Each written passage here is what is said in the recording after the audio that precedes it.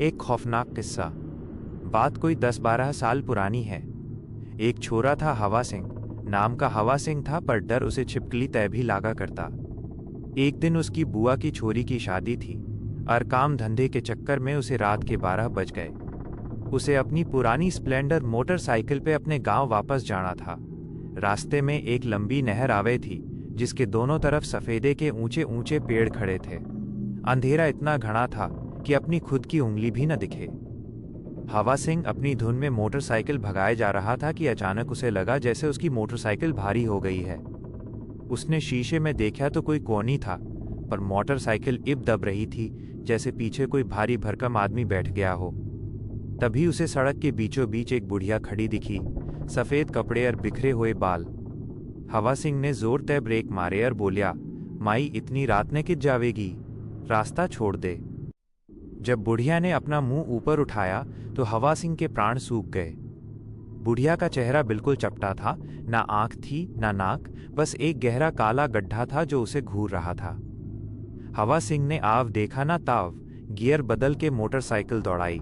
उसे लगा जान बची, पर असली खेल तो अब शुरू होना था। जैसे ही वो नहर के पुल पे पहुंचा, उसे महसूस हुआ कि हवा एकदम तय बर्फीली हो गई है। उसने गलती तय ऊपर देख लिया। सफेदे के ऊंचे पेड़ पे कोई उल्टा लटका था, उसकी टांगे ऊपर टहनी पे थीं और धड़ नीचे झूल रहा था। वो साया हवा सिंह के साथ साथ एक पेड़ तय दूसरे पेड़ पे छलांग मार रहा था। हवा सिंह की घिग्गी बंध गई। वो चिल्लाया, हे हनुमान बाबा, बचा ले।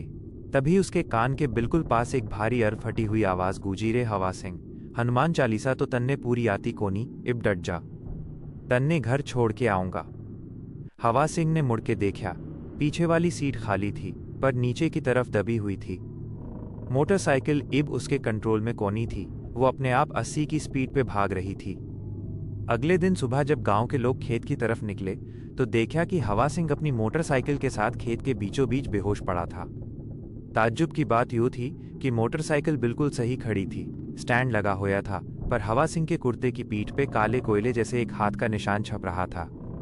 जब उसे होश आया तो उसने रोते रोते बताया कि वो साया उसे घर की दहलीज तक छोड़ के गया और जाते जाते उसके कान में कह गया, अगली बार रात में अकेले ना आइए, ना तो थारे खातर हलवा बना के रखूंगा।